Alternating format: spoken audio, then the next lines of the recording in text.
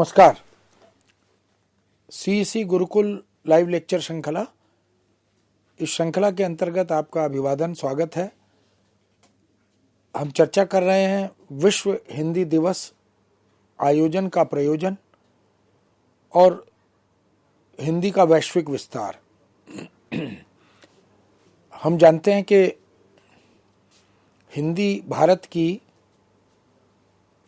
न केवल राजभाषा है केंद्र सरकार की, संघ की, अपितु कश्मीर से कन्याकुमारी तक पूरे भारत को जोड़ने वाली एक महत्वपूर्ण संवाद की भाषा, विचार विनिमय की भाषा, साहित्य संवेदना की भाषा और इस दृष्टि से राष्ट्रभाषा के रूप में स्वीकृत भाषा, ऐसा हम उसे देख सकते हैं। हिंदी के सुदीर्घ इतिहास ने लगभग 1100-1200 वर्ष का साहित्यिक इतिहास, आधुनिक युग तक आते आते खड़ी बोली हिंदी जो गद्य की विविध विधाओं की भाषा बनी, फिर धीरे धीरे ज्ञान विज्ञान की भाषा बनी, तकनीक, उद्योग, प्रौद्योगिकी की भाषा बनी और यहाँ तक के मशीन और कंप्यूटर की भाषा भी बनी। धीरे धीरे इंटरनेट के विभिन्न अनुप्रयोगों से जुड़ती हुई मनोरंजन के क्षेत्र में, सिनेमा के क्षेत्र में, टेलीविज़न के क्षेत्र में, मोबाइल के क्षेत्र में और अन्य अनेक प्रकार के प्रयोग अनुप्रयोग, इनका प्रयोजन तो यही रहा कि हम विश्व के अद्यतन अधुनातन ज्ञान को हिंदी से जोड़ सकें और हिंदी में उपलब्ध भारतीय भाषाओं की, हिंदी की अपनी साहित्य संपदा, विचार संपदा, इसको हम विश्व की भाषाओं से जोड़ सकें। उसमें मौलिक सृजन और अनूदित कृत्य, इन दोनों की रचनात्मक भूमिका सुनिश्चित हो, इसके लिए हमने विश्व हिंदी दिवस के आयोजन का शुभारंभ किया। 2006 में विश्व हिंदी दिवस 10 जनवरी को प्रतिवर्ष मनाने की एक शुरुआत हुई, एक प्रारंभ हुआ, जिसका बीज वपन सन 1975 में 10 जनवरी को नागपुर में आयोजित प्रथम विश्व हिंदी सम्मेलन के माध्यम से हुआ था। तो 10 जनवरी 1975 के प्रथम विश्व हिंदी सम्मेलन की स्मृतियों को प्रतिवर्ष तरोताज़ा रखने के लिए, हिंदी प्रयोग अनुप्रयोग के लिए भारतीय और विदेशियों को जोड़ने, प्रयोग अनुप्रयोग के लिए प्रेरित करने के लिए यह कार्य प्रारंभ हुआ था। उसका एक सुपरिणाम यह हुआ कि हिंदी केवल राष्ट्रीय स्तर तक सीमित नहीं रही, अनेक भारतीय भाषाओं में विनिमय का माध्यम तो बनी, आयात निर्यात का माध्यम बनी। भारतीय समस्त भाषाओं में जो कुछ विचार संपदा, साहित्य संपदा, ज्ञान संपदा उपलब्ध थी, उसको हिंदी में अनुवाद के माध्यम से और हिंदी में जो ज्ञान संपदा उपलब्ध है, विचार और साहित्य संपदा, उसको भारतीय भाषाओं में ले जाने का सिलसिला प्रारंभ हुआ। धीरे धीरे हमने हिंदी को भारत के सीमा से बाहर निकालने का प्रयत्न भी किया। उसको भी हम अगर विधिवत देखें तो लगभग 150 वर्ष से धीरे धीरे हिंदी भारतीय जो बैरियर्स हैं, जो अवरोध हैं, जो सीमाएं हैं, उनको लांघते हुए दुनिया के अनेक देशों में जाकर उसने अपनी जगह बनाई, अपनी लोक स्वीकृति बनाई। पठन पाठन और लेखन, संपादन, प्रकाशन, इन तमाम क्षेत्रों में हिंदी की लोक स्वीकृति बढ़ती चली गई। उसका एक सुपरिणाम यह हुआ कि हिंदी ने हवाई यात्रा भी प्रारंभ की। वह केवल सड़क से, हवाई और रेलवे से ही यात्रा नहीं करती रही, बल्कि अब वो हवाई यात्रा का एक सुगम साधन जो है उसका उपयोग करने में भी सक्षम हुई। हमने देखा कि अब तमाम देशों के और भारतीय हवाई यात्राओं में, हवाई जहाज में हिंदी में उद्घोषणाएं भी अब विधिवत सा सम्मान होने लगी हैं।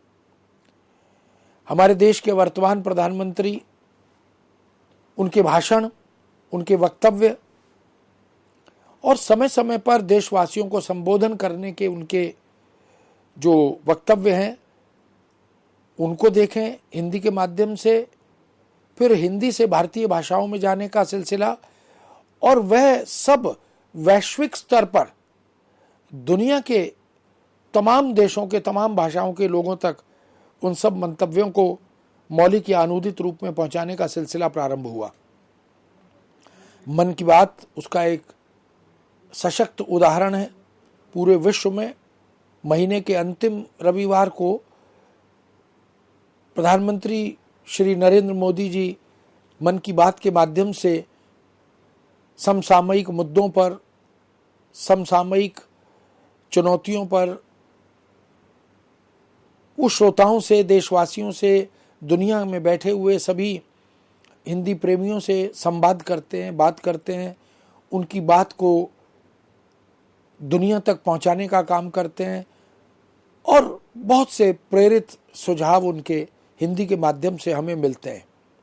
तो ये बहुत गर्व की बात है कि देश के प्रधानमंत्री हिंदी के प्रति समादृत भाव रखते हैं और वह समादृत भाव केवल सैद्धांतिक नहीं, व्यावहारिक भी है, और हिंदी के माध्यम से देश भर में, दुनिया भर में जो भी ज्ञान वितरण हो सकता है, अर्जन हो सकता है, उसमें उनकी भूमिका बहुत प्रशंसनीय, सराहनीय दिखाई देती है।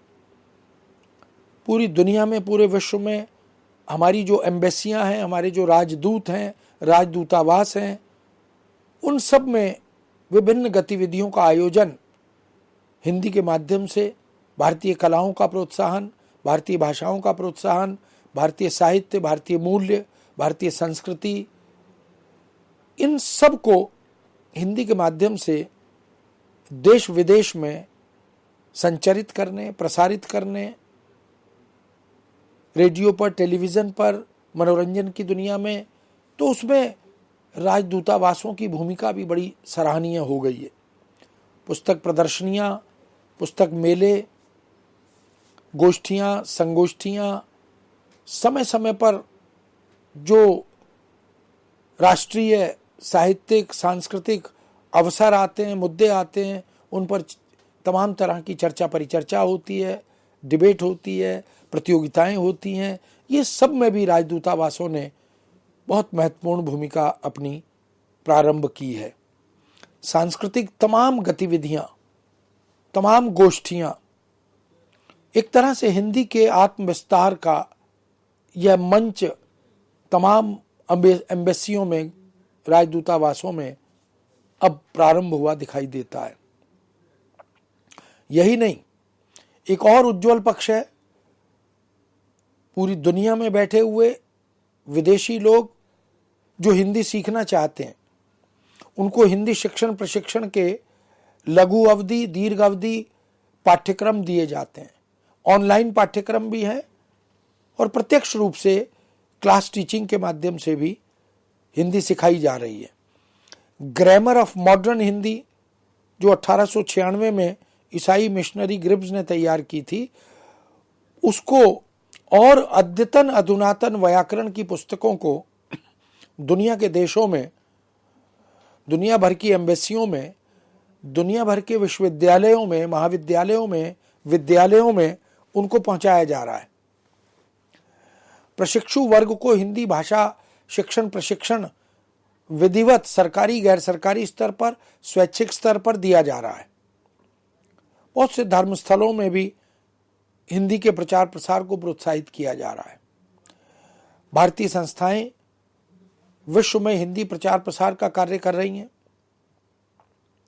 ये भारतीय संस्थाएं सरकारी, गैर सरकारी स्तर पर हिंदी की तमाम गतिविधियों के आयोजन के माध्यम से हिंदी के प्रतिनिधियों को दूर दराज में भेजने की व्यवस्था करने से,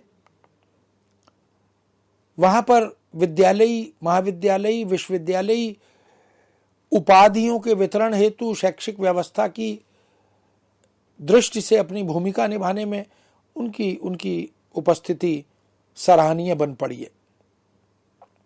भारतीय विद्या भवन लंदन में विद्यालयी शिक्षा को और अन्य अनेक देशों में इस विद्यालय के माध्यम से हिंदी शिक्षा, साहित्य और भाषा की शिक्षा, पत्रकारिता और अनुवाद की शिक्षा, तमाम दूसरे अनुशासनों में हिंदी के माध्यम से ज्ञान वितरण विस्तार। ऐसे ही लंदन में नेहरू केंद्र की स्थापना, मॉरिशस में महात्मा गांधी संस्थान की स्थापना, मॉरिशस में ही टैगोर भवन की स्थापना, मॉरिशस में ही हिंदी सचिवालय की स्थापना, बर्मिंघम में गीतांजलि बहुभाषी समुदाय इस रूप में एक समूह का गठन, कला ज्योति के नाम से नॉर्थ लंदन में कार्यरत भाषा सेवी, साहित्य सेवी, कला सेवी संस्था का गठन, भारतीय भाषा संगम यॉर्क में, कथा लंदन में, कृति वातायन लंदन में, प्राच्य अध्ययन संस्थान रूस में।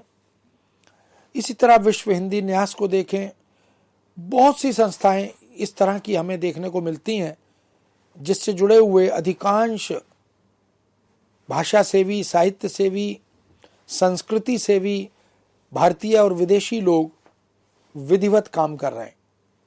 इसका एक रचनात्मक लाभ यह हुआ कि वहाँ के निवासी भी अब हिंदी सीखने के लिए प्रस्तुत हो रहे हैं। साहित्य की पठनीयता बढ़ रही है, चाहे वो कथा साहित्य हो या काव्य हो, अनुवाद हो, भारतीय भाषाओं में लिखित ज्ञान संपदा हो, मूल्य हो, उन सब की अध्ययन वृत्ति बढ़ रही है। अमेरिका में स्थित विश्वविद्यालयों में California, Stanford, Washington, Chicago, Michigan, Missouri, Ithaca, ऐसे ही और भी बहुत सी स्टेट यूनिवर्सिटियां, न्यूयॉर्क की, आहियो, पीटर्सबर्ग, अमरलैंड, वर्जीनिया, टेक्सास, न जाने कितने ऐसे विश्वविद्यालय हैं जिनमें हिंदी अध्ययन केंद्र खोले गए, हिंदी पीठ स्थापित किए गए, चेयर्स भी स्थापित की गई हैं, हिंदी के पुस्तकालय खोले गए हैं, हिंदी शिक्षण प्रशिक्षण के मंडल तैयार किए गए हैं, हिंदी के नाटकों के प्रदर्शन हेतु मंच तैयार किए गए हैं। समय समय पर इस तरह की गतिविधियों के आयोजन को प्रोत्साहित करने के लिए पूरी व्यवस्था की गई है। अनेक हिंदी सेवी जो दुनिया के देशों में बैठे हैं, वहाँ के नागरिक, वहाँ के निवासी हैं, लेकिन हिंदी की सेवा कर रहे हैं। लेखन से, अनुवाद से, शिक्षण से, प्रशिक्षण से, प्रसारण से, रेडियो टेलीविज़न पर, नाट्य मंचों से जुड़कर, ऐसे बहुत से हिंदी सेवियों में एर्नेस्ट वेंडर की बात करें, क्रिस्टी मेरिल, डी कैर्नी शोमर, जॉर्डन बेली, मार्टिन हार्टर, जेम्स गियर, ऐसे बहुत सारे नाम हैं जो हिंदी की सेवा के लिए समर्पित हैं। ऐसे विद्वानों का सम्मान भी हो रहा है, उनके प्रति कृतज्ञता भी ज्ञापित की जा रही है। पूरे दुनिया में प्रवासी भारतीयों द्वारा लिखित हिंदी साहित्य का एक नया इतिहास अब लिखे जाने की आवश्यकता प्रतीत होने लगी है। इंग्लैंड में, कनाडा में, अमेरिका में, रूस में, जर्मन में, ब्रिटेन में, न जाने कहाँ कहाँ, मॉरिशस में, ट्रिनिडाद में, सूरीनाम में, ऐसे अनेक देशों में जो भारतीय मूल के लोग हैं, प्रवासी हैं, वो हिंदी साहित्य लिख रहे हैं। कविता, कहानी, उपन्यास, नाटक, पाठ्य पुस्तकें तैयार हो रही हैं, कोश ग्रंथ तैयार हो रहे हैं, व्याकरण की पुस्तकें तैयार हो रही हैं। और उन देशों में जो कथाएं हैं, उन देशों में जो चारित्रिक वैशिष्ट्य है, उन सब का भी हिंदी में लेखन हो रहा है। तो एक बड़ी उपलब्धि है। और अब पूरी दुनिया में हिंदी के लिए समर्पित रचनाकारों को, उनकी पुस्तकों को केंद्र में रखकर, ध्यान में रखते हुए एक हिंदी साहित्य का नया इतिहास या प्रवासी भारतीयों द्वारा लिखित हिंदी साहित्य का एक अलग इतिहास, इसका लेखन कराए जाने की आवश्यकता है। प्रवासियों द्वारा लिखित गद्य रचनाएं, काव्य रचनाएं, इनके संकलन तैयार हों, उनके प्रकाशन हों, आज इसकी भी आवश्यकता है। विश्व में जब हम हिंदी की प्रतिष्ठा का स्वप्न देख रहे हैं, हिंदी को वैश्विक भाषा हिंदी के रूप में देखना चाहते हैं, हम चाहते हैं कि दुनिया में बैठे हुए लोग, अलग अलग देशों और भाषाओं के अध्येता हिंदी साहित्य को, हिंदी के माध्यम से भारतीय साहित्य को पढ़ें, भारतीय मूल्य बोध से अवगत हों, हमारी सांस्कृतिक विरासत का परिचय उन्हें मिले, हमारे योग शास्त्र, धर्म शास्त्र, नीति शास्त्र, अध्यात्म शास्त्र, इनकी जानकारी उन्हें मिले।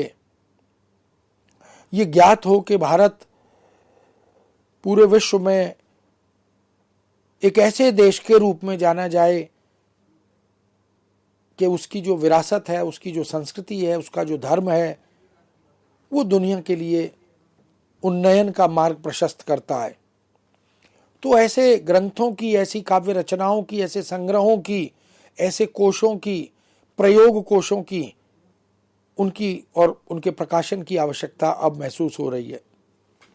अब इन रचनाकारों को विश्व भर में हिंदी के पाठ्यक्रमों में शामिल करने की आवश्यकता भी महसूस की जा रही है।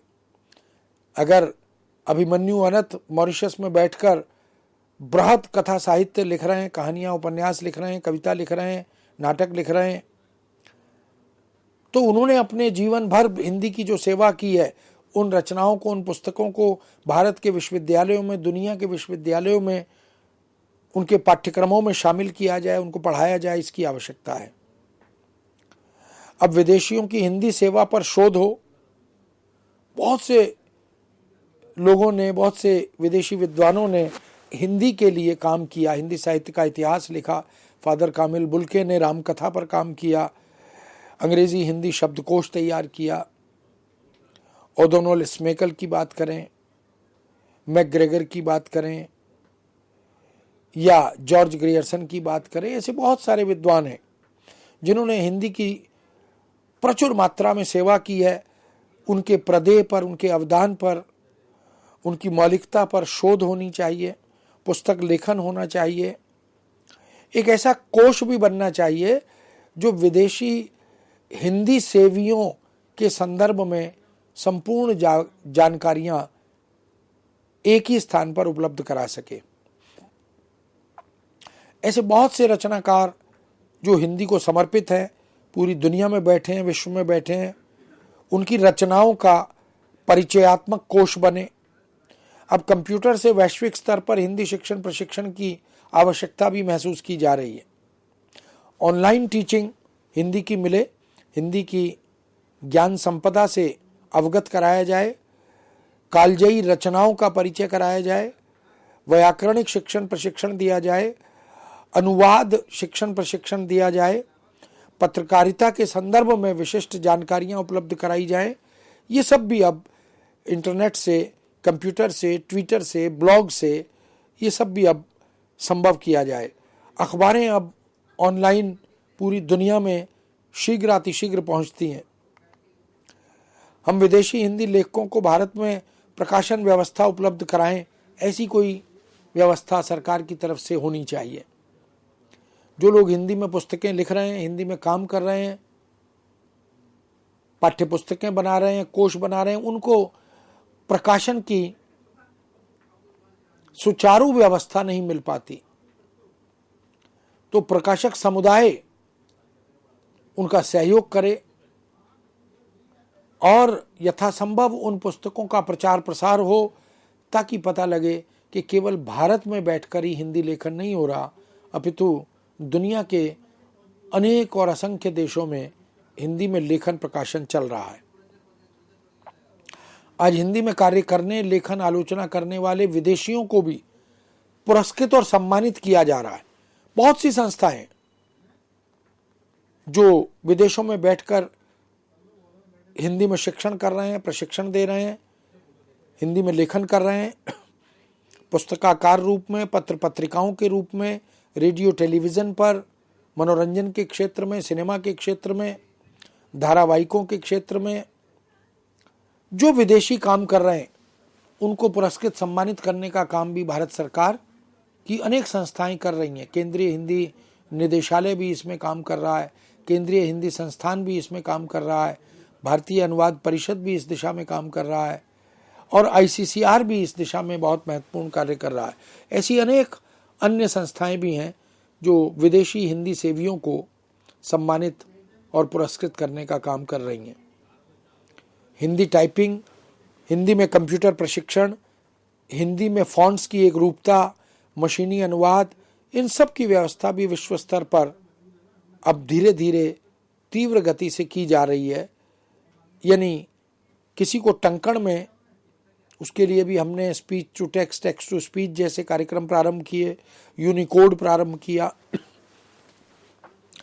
कंप्यूटर के माध्यम से हिंदी अनुप्रयोग के तमाम कार्यक्रम और शिक्षण प्रशिक्षण दिए गए, हिंदी फ़ॉन्ट्स की जानकारियां दी गई और मशीन के माध्यम से बहुत से ऐप्स हैं जिनके माध्यम से अनुवाद किया जा रहा है।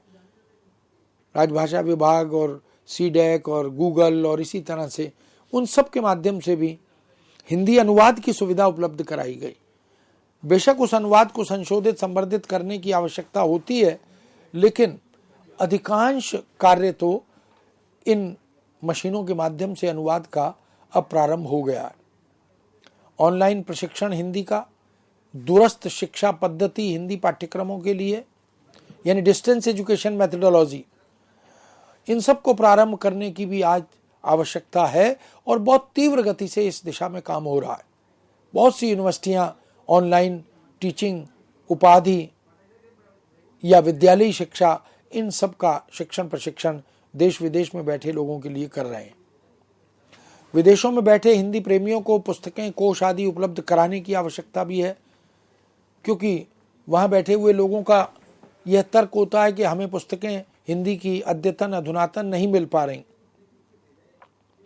तो वो पुस्तकें वहाँ तक पहुँचें, प्रकाशकों द्वारा, सरकार द्वारा, पुस्तक प्रदर्शनियों और मेलों द्वारा इनको वहाँ उपलब्ध कराने की आवश्यकता है। माइक्रोसॉफ्ट ने अब यूनिकोड फॉन्ट में हिंदी टंकण की एक विलक्षण सुविधा उपलब्ध करा दी है। आप अंग्रेजी में टाइप करें, अंग्रेजी कीबोर्ड पर टाइप करें और वह हिंदी में आपको टाइप्ड मैटर यानी टंकित सामग्री उपलब्ध कराएगा। मंगल के साथ साथ अपराजिता, एरियल यूनिकोड, MS, कोकिला, निर्मला और उत्साह नामक फॉन्ट भी अब जारी कर दिए गए हैं। विदेशों में इससे हिंदी अर्जन और हिंदी ज्ञान वर्धन में नितांत मदद मिल रही है। बहुत से लोगों के लिए भारत में भी और भारत के बाहर भी ये बहुत सुविधाजनक बन गया कि वो हिंदी में टंकण कर सकें, हिंदी में लेखन कर सकें, हिंदी शिक्षण प्रशिक्षण से अपने को जोड़ सकें।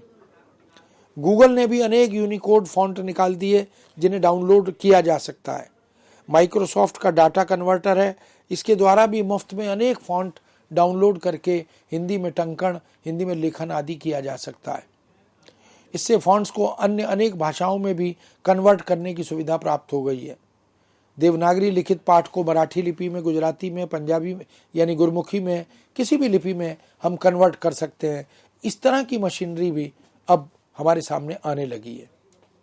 इससे यह ज्ञात होता है कि अद्यतन अधुनातन विकास, आधुनिकीकरण भाषा और मशीन की संबद्धता को लेकर यह किया जा रहा है। ऐसे ही हिंदी फॉन्ट परिवर्तन की अन्य भी अनेक वेबसाइट, अनेक फॉर्म ऐसे बन गए। माइक्रोसॉफ्ट ऑफिस के नए वर्जन में अनुवाद की सुविधा इनबिल्ट हो गई है। इन्हें माइक्रोसॉफ्ट ट्रांसलेटर ऐप भी कहते हैं। विंडोज स्टोर से, एंड्रॉयड के लिए गूगल प्ले स्टोर से भी इनको डाउनलोड किया जा सकता है। स्काइप द्वारा हिंदी टिप्पणियों के अंग्रेजी अनुवाद और अंग्रेजी टिप्पणियों के हिंदी अनुवाद एक रूपता के साथ अब किए जा सकते हैं। फेसबुक पर भी इन दोनों भाषाओं के परस्पर अनुदान की सुविधा अब उपलब्ध है। माइक्रोसॉफ्ट एज ब्राउज़र और गूगल के क्रोम ब्राउज़र्स भी वेब पेज के अनुवाद करने में अब समर्थ और सक्षम दिखाई दे रहे हैं। गूगल वॉइस इनपुट के जरिए मोबाइल फ़ोन पर भी बोलकर टाइप करने की सुविधा मिलती है, जिसको अभी मैंने बताया स्पीच टू टेक्स्ट या टेक्स्ट टू स्पीच। इसमें भी अनेक विकल्प अब हमें मिलने लगे हैं। अब हिंदी भी डिजिटल और ग्लोबल हो गई है। मोबाइल पर विश्व की खबरें हिंदी में अब उपलब्ध होने लगी हैं। हिंदी के सभी समाचार पत्र अब वैश्विक स्तर पर कंप्यूटर पर, इंटरनेट पर या मोबाइल पर हमें प्राप्त होते हैं। इसका मतलब हिंदी ने वैश्विक स्तर पर अपने पंख फैला दिए हैं। हिंदी को समर्पित हिंदी सेवियों ने हिंदी को विश्व के विभिन्न मंचों तक पहुंचने में, विभिन्न हिंदी प्रेमियों तक पहुंचने में बहुत रचनात्मक भूमिका निभाई है। मित्रों, निश्चित ही हिंदी विश्व फलक पर, विश्व के क्षितिज पर आच्छादित हो रही है और धीरे धीरे हम आशा करते हैं कि हिंदी संयुक्त राष्ट्र संघ की आधिकारिक भाषा होगी, विश्व की भाषा होगी और पूरी दुनिया के ज्ञान विज्ञान को हिंदी के माध्यम से हम भारतवासियों तक और विदेशियों तक पहुंचाने का प्रयत्न भी करेंगे। इस विषय को यहाँ विराम देते हुए आपसे अनुमति चाहता हूँ। आगे फिर हम इस विषय के साथ उपस्थित होंगे। आज्ञा दीजिए। नमस्कार।